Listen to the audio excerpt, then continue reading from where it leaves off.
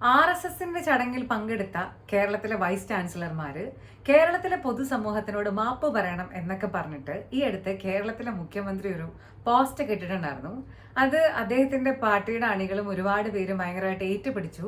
പക്ഷെ സത്യം പറഞ്ഞാലുണ്ടല്ലോ, ഇച്ചിരി പൊളിറ്റിക്സും ഇച്ചിരി ലോകവിവരമുള്ള ആൾക്കാർക്ക് ഈ ഒരു സംഗതി കണ്ടപ്പോൾ ഭയങ്കര കോമഡിയാണ് തോന്നിയിട്ടുണ്ടായിരിക്കാം. അതെന്തുകൊണ്ടാണെന്നുള്ള കാര്യമൊക്കെ ഞാൻ ഈ ഒരു വീഡിയോയിലൂടെ പറയാനായിട്ട് ആഗ്രഹിക്കുകയാണ്. സത്യം പറഞ്ഞാൽ ഈ ഒരു വീഡിയോ കുറച്ചധികം ദിവസം മുമ്പ് ചെയ്യേണ്ട ഒരു കാര്യമായിരുന്നു. പക്ഷേ സംഗതിയൊക്കെ കണ്ടിട്ട് ചിരിയൊക്കെ വന്നെങ്കിലും അത് ചെയ്യാനുള്ള സമയം അപ്പം കിട്ടിയില്ല എന്നുള്ളതാണ് അതിലത്തെ ഒരു വാസ്തവം.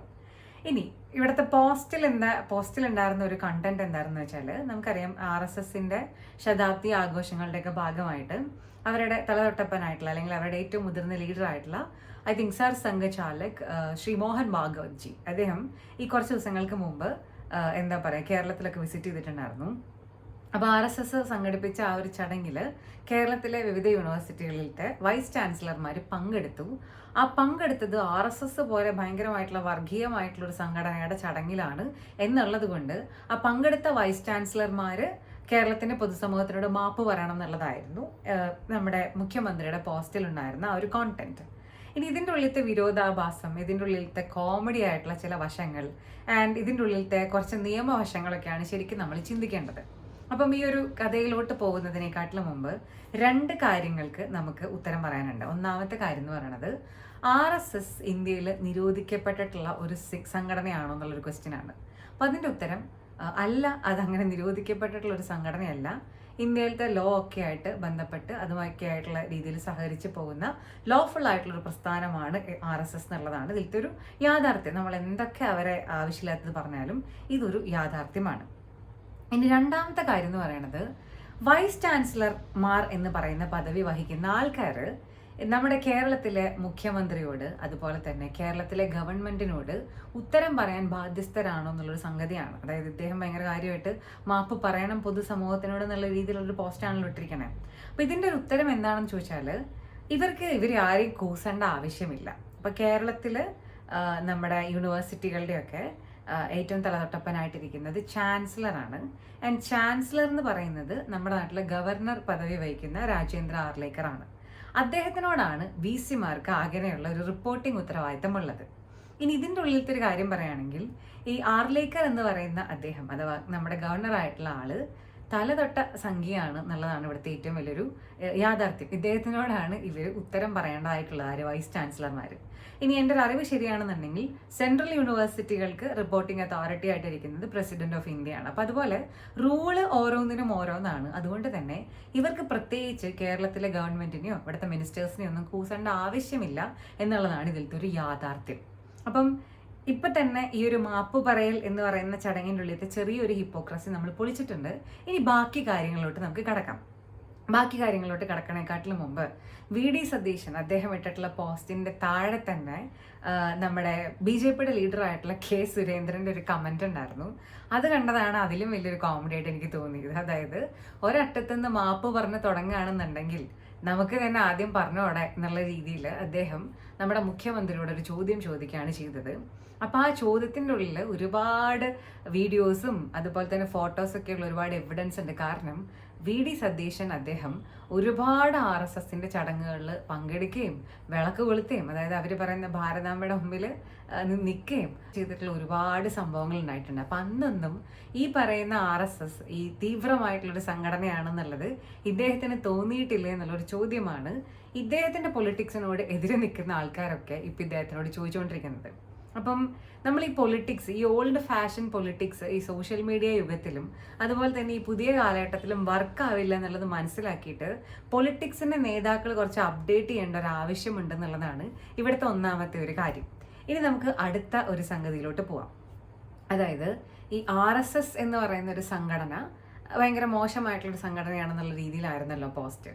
അപ്പം അങ്ങനെയാണെങ്കിൽ RSSലൂടെ വളർന്നു വന്നിട്ടുള്ള RSSന്റെ തന്നെ പൊളിറ്റിക്കൽ ഫ്രണ്ട് ആയിട്ടുള്ള BJP ഭരിക്കുന്ന ഈ ഇന്ത്യയിൽ നമ്മുടെ സ്റ്റേറ്റിൻ്റെ ആവശ്യങ്ങൾ നടത്താൻ വേണ്ടിയിട്ട് ഇദ്ദേഹത്തിന് ഏതെങ്കിലും മിനിസ്റ്റേഴ്സിനെ പോയി കാണാൻ പറ്റുമോ എന്നുള്ളതാണ് നമ്മൾ ചിന്തിക്കേണ്ടുന്ന കുറച്ച് മറ്റ് ചോദ്യങ്ങൾ. അപ്പം എൻ്റെ ഒരു അറിവ് ശരിയാണെങ്കിൽ നമ്മുടെ പ്രൈം മിനിസ്റ്റർ ആയിട്ടുള്ള നരേന്ദ്രമോദി അദ്ദേഹം നമ്മുടെ ഹോം മിനിസ്റ്റർ ആയിട്ടുള്ള അമിത് ഷാ അതേപോലെ തന്നെ നമ്മുടെ ഡിഫൻസ് മിനിസ്റ്റർ ആയിട്ടുള്ള രാജ്നാഥ് സിംഗ് ജി, എനിക്ക് ചിരി വരുന്നത് ഇതിലത്തെ ഒരു വിരോധാഭാസം ആലോചിച്ചിട്ടാണ് കേട്ടോ. അപ്പോൾ രാജ്നാഥ് സിംഗ് ജി, അതേപോലെ തന്നെ ഈ നമ്മുടെ എന്താ പറയാ വിദ്യാഭ്യാസ മന്ത്രി ധർമ്മേന്ദ്ര പ്രധാൻ, അദ്ദേഹം, പിന്നെ ഗതാഗത മന്ത്രിയായിട്ടുള്ള നിതിൻ ഗഡ്കരി, ഇങ്ങനെയുള്ള എല്ലാ ആൾക്കാരും RSS എന്ന് പറയുന്നൊരു പ്രസ്ഥാനത്തിൽ കൂടെ വളർന്നു വന്നവരാണ് എന്നുള്ളതാണ് ഇതിലത്തെ ഒരു വാസ്തവം. അല്ലെങ്കിൽ ഇവരൊക്കെ RSSകാരാണ്. അപ്പം നമ്മുടെ രാജ്യവുമായി ബന്ധപ്പെട്ട ഒരു കാര്യത്തിന്, അല്ലെങ്കിൽ നമ്മുടെ സ്റ്റേറ്റിന്റെ അത്യാവശ്യങ്ങളുമായി ബന്ധപ്പെട്ട കാര്യത്തിന് ഈ സെൻട്രൽ മിനിസ്ട്രീനെ സപ്പോർട്ട് ചെയ്യും, അല്ലെങ്കിൽ അവരുടെ ഒരു സപ്പോർട്ട് ചോദിക്കുമ്പം ഈ RSSകാരായിട്ടുള്ള ആൾക്കാരോടൊക്കെ തന്നെയല്ലേ സംസാരിക്കാൻ പോകുന്നത്. അപ്പൊ ഇവരോട് സംസാരിക്കില്ലെന്നാണോ ഇദ്ദേഹം സൂചിപ്പിക്കുന്നത്? അങ്ങനെയാണെന്നുണ്ടെങ്കിൽ ഇവർ പറയുന്ന ചടങ്ങുകളിൽ പങ്കെടുക്കുകയും ഈ ലീഡേഴ്സിനെ മീറ്റ് ചെയ്യുകയൊക്കെ ചെയ്യുന്ന മുഖ്യമന്ത്രിയും മറ്റു മന്ത്രിമാരും അടങ്ങുന്ന കേരളത്തിലെ മന്ത്രിസഭയും പൊതുസമൂഹത്തിനോട് മാപ്പ് പറയേണ്ടി വരില്ലേ പലപ്പോഴും? അങ്ങനെ ഒരു വിരോധാഭാസം കൂടി ഇതിൻ്റെ ഉള്ളിൽ കിടക്കുന്നില്ലേ? ഇതാണ് ചിന്തിക്കേണ്ടുന്ന മറ്റൊരു സംഗതി. ഇത് നമ്മുടെ നാട്ടിലൊരു ചൊല്ലില്ലേ, എന്താണ് കാടടച്ച് വെടിവെക്കാന്നൊക്കെ, അങ്ങനെ തന്നെയല്ലേ പറയാം. അതുപോലത്തെ ഒരു സിറ്റുവേഷൻ ആയിട്ട് മാറില്ലേ? കാരണം തൊട്ടടുത്തും പിടിച്ചോടത്തും ഇരിക്കുന്നിടത്തും ഒക്കെ ഇരിക്കുന്ന സംഖ്യകളാണ്.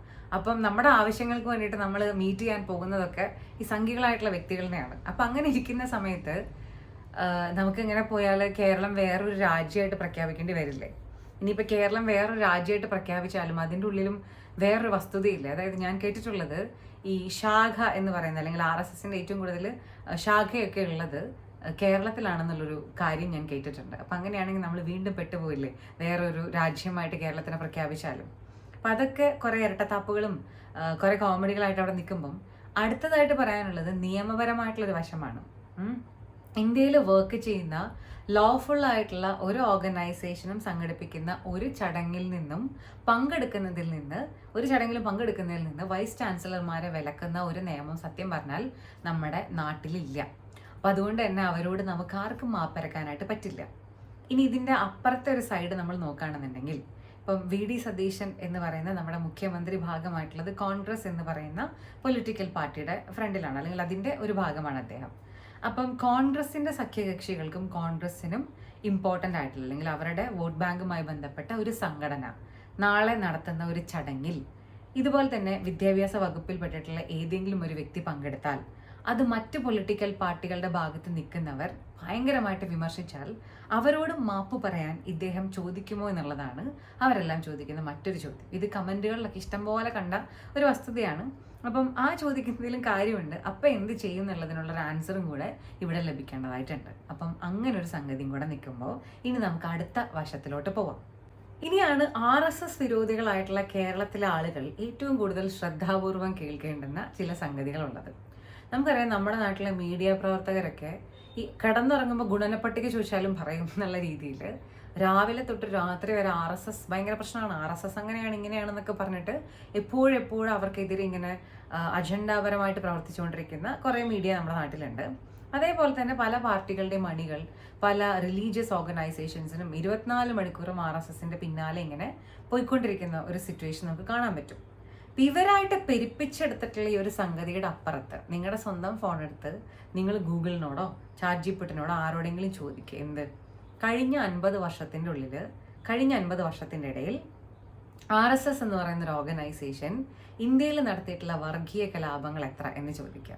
അല്ലെങ്കിൽ ഇന്ത്യയിൽ നടന്നിട്ടുള്ള വർഗീയ കലാപങ്ങളിൽ ഏതിലെങ്കിലും with evidence and with proof RSSലെ ഏതെങ്കിലും ഒരു നേതാക്കളിനെയോ സംഘടനകളിനെയോ പിടിച്ചിട്ടുണ്ടോ എന്ന് ചോദിക്കുക. ഒന്നിനും നിങ്ങൾക്ക് ഒരു ഉത്തരം കിട്ടാനായിട്ട് പോകുന്നില്ല, അല്ലെങ്കിൽ അതിൻ്റെ ഉത്തരം ഇല്ല എന്നുള്ളതാണ്. ഇനി നമ്മൾ 1984 നടന്നിട്ടുള്ള ആൻറ്റി സിഖ് വയലൻസ്, അല്ലെങ്കിൽ ആ ഒരു റിയേറ്റിൻ്റെ കാര്യമൊക്കെ നോക്കാം. സിഖ് കൂട്ടക്കൊല കലാപമൊക്കെ നിങ്ങൾക്ക് അറിയാവുന്നതാണ്. ഇതിലെ വിരോധാഭാസം എന്താണെന്ന് ചോദിച്ചാൽ, ഈ ഒരു കൂട്ടക്കൊലയുടെ ആസൂത്രിതരായിട്ട് പിടിച്ചിട്ടുള്ളത് ഇന്ത്യൻ നാഷണൽ കോൺഗ്രസിലെ ലീഡേഴ്സ് ആയിരുന്ന കുറേ ആൾക്കാരാണ്. ഡൽഹി ഹൈക്കോടതി അവർക്ക് എന്താ പറയുക ലൈഫ് ഇംപ്രിസൺമെൻ്റ് ഒക്കെ കൊടുത്തിട്ടുണ്ട്. അതിലത്തെ പ്രധാനപ്പെട്ട കുറച്ച് നേതാക്കളുടെ പേര് പറയുകയാണെങ്കിൽ, എൻ്റെ ഓർമ്മ ശരിയാണെങ്കിൽ സജ്ജൻ കുമാർ, ഭൽവാൻ ഖോക്കർ, മഹേന്ദർ യാദവ് എന്നൊക്കെ പറയുന്ന കുറേ നേതാക്കളിനെയൊക്കെ കുറ്റക്കാരായിട്ട് പിടിക്കുകയും ശിക്ഷ വിധിക്കുകയൊക്കെ ചെയ്തിട്ടുള്ളതാണ്. ഓക്കെ, അപ്പം അതും നടന്നിട്ടുള്ളത് ഈ നാട്ടിലാണ്.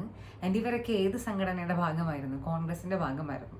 അപ്പം ശരിക്കും ഇന്ത്യയിൽ വർഗീയമായിട്ടുള്ള കലാപങ്ങൾ നടന്നിട്ടുള്ളപ്പം അതിൻ്റെ പുറകിൽ നിന്നിട്ടുള്ള പല ലീഡേഴ്സും ഈ RSSന് വർഗീയവാദികൾ എന്ന് വിളിക്കുന്ന സംഘടനകളുടെ ഭാഗമായിരുന്നു എന്നുള്ളതാണ് ഇതിലത്തെ ഒരു ഇരട്ടത്താപ്പ്. എന്നാൽ RSSന് 24 മണിക്കൂറും വർഗീയമായിട്ട് ഇന്ത്യയിൽ ധ്രുവീകരണം ഉണ്ടാക്കുന്നു, കലാപം ഉണ്ടാക്കുന്നു എന്ന് ഇവർ ആരോപിച്ചുകൊണ്ടിരിക്കുന്ന ഈ RSSന്റെ മേല് അങ്ങനെ പ്രത്യേകിച്ച് ഒരു കുറ്റം വിത്ത് എവിഡൻസ് വിത്ത് പ്രൂഫ് ഇവർക്ക് കൊണ്ടുവരാൻ പറ്റുന്നില്ല എന്നുള്ളതുമാണ് മറ്റൊരു സംഗതി. നമ്മൾ ഈ മീഡിയനെ മാത്രം വിശ്വസിച്ചിരുന്നാൽ ഇങ്ങനെ കുറേ സത്യങ്ങളിൽ നിന്ന് ആളുകൾ സ്കിപ്പായി പോകും. പക്ഷേ ഇന്ന് അങ്ങനെ സ്കിപ്പാവുന്നില്ല എന്നുള്ളതും കൂടിയാണ് ഇവിടുത്തെ ഒരു വാസ്തവം. അപ്പം അതെന്തുകൊണ്ട് പറഞ്ഞു എന്ന് ചോദിച്ചാൽ, നിങ്ങൾക്ക് തന്നെ അറിയാം, ഇത്രയും ഒക്കെ കുറ്റം പറഞ്ഞിട്ടും ഇത്രയും ഒക്കെ പ്രശ്നം ഉണ്ടാക്കിയിട്ടും ഈ സംഘടനയും ഇതിലൂടെ വളർന്നു വന്നിട്ടുള്ള ലീഡേഴ്സും ഇന്ന് ഇന്ത്യ ഭരിക്കുന്നു. അവരെ കുറേ ജനങ്ങൾ വീണ്ടും വീണ്ടും, അതായത് ഇന്ത്യയിലത്തെ ബഹുഭൂരിപക്ഷം ജനങ്ങൾ അവരെ തന്നെ സപ്പോർട്ട് ചെയ്ത് അവരെ തന്നെ വീണ്ടും പവറിൽ കൊണ്ടുവന്നുകൊണ്ടേയിരിക്കുന്നു. ഇനി ഈ കുറ്റം പറയുന്ന RSS എന്ന് പറയുന്ന സംഘടന അവരുടെ 100ാം വാർഷികം ആഘോഷിച്ച് കൂടുതൽ കൂടുതൽ ശക്തിപ്പെട്ടുകൊണ്ടേയിരിക്കുന്നു.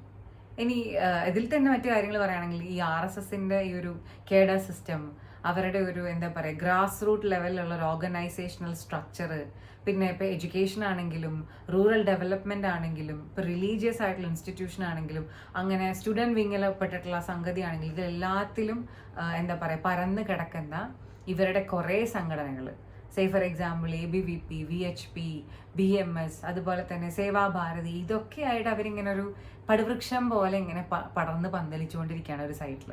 അപ്പം ഈ RSSനെ കുറ്റം പറഞ്ഞിട്ടും RSS എന്ന് പറയുന്ന ഒരു ഓർഗനൈസേഷനെ ഒറ്റപ്പെടുത്തിയിട്ടൊന്നും ഈ നമ്മുടെ നാട്ടിലെ ഗവൺമെന്റിന് നിലനിൽക്കാൻ പറ്റില്ല എന്നുള്ളത് സത്യം പറഞ്ഞാൽ ഒരു വാസ്തവമാണ്.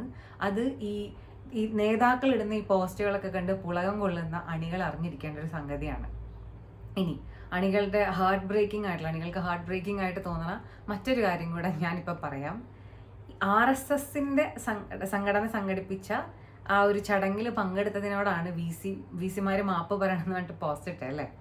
ഈ RSSന്റെ സർസംഘചാലകമായിട്ടുള്ള മോഹൻ ഭാഗവത് വന്നപ്പം അദ്ദേഹത്തിന് സെക്യൂരിറ്റി കൊടുത്തതും അദ്ദേഹത്തിന്റെ വഴി ക്ലിയർ ചെയ്ത് കൊടുത്തതും അതിനൊക്കെ നിന്നത് കേരള പോലീസാണ്.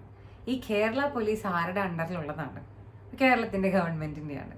ഈ കേരളത്തിലെ ഗവൺമെന്റിന്റെ അണ്ടറിലുള്ള ഈ കേരള പോലീസ് കേരള ഗവൺമെന്റിന്റെ തന്നെ നിർദ്ദേശത്തോടെയും സപ്പോർട്ടോടും കൂടിയിട്ട് RSSന്റെ സർസംഘചാലകനെ ഇത്രയും നല്ല ഭംഗിയായിട്ട് വെൽക്കം ചെയ്യുന്നു, അദ്ദേഹത്തിന് വേണ്ടുന്ന പ്രൊട്ടക്ഷൻ ഒക്കെ കൊടുക്കുന്നു. എന്നിട്ട് അപ്പുറത്തെ സൈഡിൽ പോയിട്ട് RSSന്റെ ചടങ്ങിൽ പങ്കെടുത്തിട്ടുള്ള VCമാർ എന്താണ് മാപ്പ് പറയണമെന്ന് പറഞ്ഞിട്ടൊരു പോസ്റ്റ് ഇടുന്നു. ഞാൻ പറഞ്ഞില്ലേ, പൊളിറ്റിക്സ് ഒക്കെ അപ്ഗ്രേഡ് ചെയ്യേണ്ടുന്ന കാലം കഴിഞ്ഞു. അല്ലെങ്കിൽ ഇമാതിരി ഗിമ്മിക്സ് ഒക്കെ അല്ലെങ്കിൽ ഗിമ്മിക്ക് പരിപാടികളൊക്കെ ചെയ്യുന്ന പരിപാടി ലീഡേഴ്സ് നിർത്താം. അപ്പം ഇത് പറഞ്ഞപ്പം എനിക്ക് ഓർമ്മ വന്നത് VD സതീശൻ അദ്ദേഹത്തിനെ സെലക്ട് ചെയ്യുന്ന സമയത്ത് നമ്മുടെ നാട് നീളെ പോസ്റ്ററുകൾ കണ്ടിരുന്നു. എന്തായിരുന്നു അത്? നിലപാടുകളുടെ രാജകുമാരൻ എന്നൊക്കെയാണ് അദ്ദേഹത്തിനെ പറ്റിയിട്ടുള്ള പോസ്റ്ററുകളിൽ കണ്ടിരുന്നത്. പക്ഷെ ഈ ഒരു പോസ്റ്റ് ഇട്ട സമയത്ത് സോഷ്യൽ മീഡിയയിലുടനീളം അദ്ദേഹത്തിനെ കുറിച്ചിട്ട് പ്രീണനത്തിന്റെ രാജകുമാരൻ എന്ന് കുറേ ആളുകൾ വിളിക്കുന്ന സംഗതിയും കണ്ടു. ഇതെന്റെ അഭിപ്രായമല്ല, ആളുകളുടെ അഭിപ്രായമാണ്. അങ്ങനെ ഒരു സംഗതിയും കൂടെ കണ്ടു. അപ്പം ദയവ് ചെയ്ത് അദ്ദേഹത്തിന്റെ ആ ഒരു നിലവാരം അതുപോലെ തന്നെ പൊസിഷനൊക്കെ കളങ്കപ്പെടുത്തുന്ന തരത്തിൽ ഇമ്പൾസീവായിട്ടുള്ള പോസ്റ്റുകൾ ഇടരുത്. അത് ഈ പറഞ്ഞതുപോലെ കുളത്തിനോട് പിണങ്ങിയാൽ എന്നുള്ള രീതിക്കുള്ള അവസ്ഥയിലോട്ട് നമ്മുടെ നാടിനെ കൊണ്ടെത്തിക്കുന്ന ഒരവസ്ഥയാണ്. പ്രീണനം ഒരിക്കലും അധികകാലം പോകുന്ന ഒരു സംഗതിയല്ല. ഡെമോക്രാറ്റിക് ആയിട്ടുള്ള തീരുമാനങ്ങളും അനാവശ്യമായിട്ടുള്ള കാര്യങ്ങളിൽ തലയിടാണ്ട് സ്വന്തം വർക്കിൽ ഫോക്കസ് ചെയ്ത് മുന്നോട്ട് പോകുന്നതൊക്കെ തന്നെയാണ് നമ്മുടെ നാടിന് നല്ലതായിട്ടിരിക്കുക.